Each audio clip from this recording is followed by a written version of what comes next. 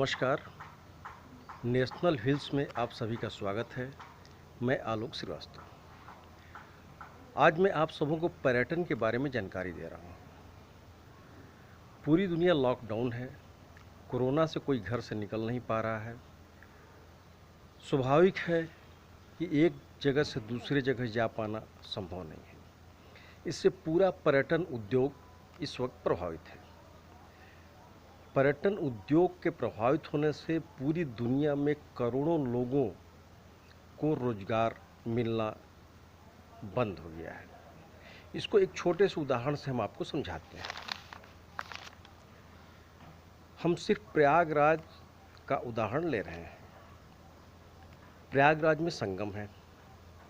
दुनिया और देश के विभिन्न कोनों से लोग इलाहाबाद यानी कि प्रयागराज में संगम स्नान करने के लिए आते हैं। जिस जगह से ये चलते हैं वहाँ से प्रयागराज संगम तक पहुँचने के लिए विभिन्न परिवहन का उपयोग करते हैं, जैसे प्लेन, ट्रेन, बस, कार, ऑटो, रिक्शा आदि आदि। इससे इन सभी धंधों से जुड़े लोगों को रोजगार उपलब्ध होता है। जब शहर में पहुंचते हैं तो होटल लेते हैं, होटल में ठहरते हैं। इससे होटल उद्योग से जुड़े लोगों को रोजगार मिलता है। वहाँ से संगम पहुँचते हैं, नाव करते हैं और नाव से संगम जाते हैं। इन नाविकों को रोजगार मिलता है। इसके बाद पंडित जी को पूजा पाठ कराने से रोजगार मिलता है। फूल माला खरीदते हैं तो फूल माला वालों को रोजगार मिलता है। संगम का पानी अपने घर ले जाने के लिए 1 लीटर, 2 लीटर, 3 लीटर, 5 लीटर का ये कंटेनर खरीदते हैं, जिससे इन लोगों को भी रोजगार मिलता है। वहाँ से चलते हैं तो संगम क्षेत्र के आसपास बंधवा पर धार्मिक किताबें की दुकानें हैं। धर्म से संबंधित ढेर सारे सामान रखे होते हैं, उनकी खरीदारी करते हैं।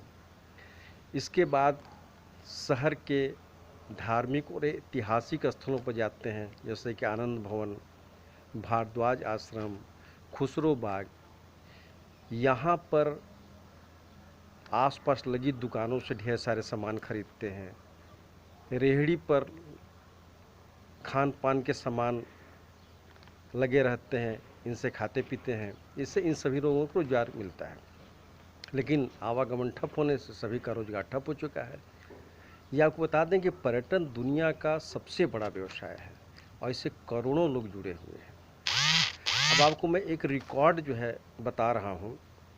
संयुक्त राष्ट्र संघ के विश्व पर्यटन संगठन ने अनुमान लगाया है कि 2019 की तुलना में इस साल घरेलू और अंतर्राष्ट्रीय पर्यटन में 80% तक की गिरावट आ सकती है।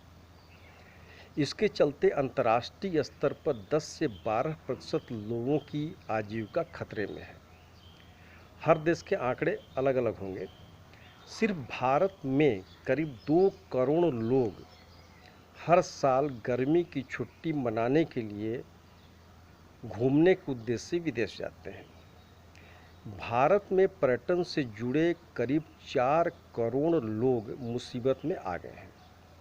एसोचैम के अनुसार यात्रा और पर्यटन क्षेत्र का 2018 में भारत की जीडीपी में 9.2% का योगदान था और इसने 2.67 यानी 2 करोड़ 67 लाख लोगों को रोजगार दिया था। फिलहाल इसमें इस साल तो सुधार की उम्मीद नहीं दिखती। अगले साल इसमें सुधार हो सकता है दिखे। सरकार को चाहिए कि इस क्षेत्र से जुड़े लोगों को आर्थिक रूप से समृद्ध करने की कोशिश करे और इस क्षेत्र से जुड़े लोगों को भी चाहिए कि वे खुद भी कुछ करने के लिए प्रयास करें कि उनकी आय कुछ न कुछ होती रहे। हाथ पर हाथ रखकर न बैठें और न ही पूरी तरह सरकार पर निर्भर हो। कुछ काम सरकार करे और कुछ काम खुद करें, जिससे कि आपकी आय इस लॉकडाउन में कुछ न कुछ बनी रहे और परिवार का भरण पोषण होता रहे। तो पर्यटन से जुड़े लोगों को इस पर ध्यान देने की बहुत ही ज़रूरत है, क्योंकि फ़िलहाल अगले 6 महीने तक आवागमन शुरू तो होगा, लेकिन उतनी फ्रीक्वेंटली शुरू नहीं हो पाएगा जिससे कि पर्यटन उद्योग को पंख लग सके और सबको एक समान आय हो सके। उम्मीद है आप सब इस पर ध्यान देंगे और खुद भी प्रयास करेंगे। सरकार तो प्रयास कर ही रही है। धन्यवाद।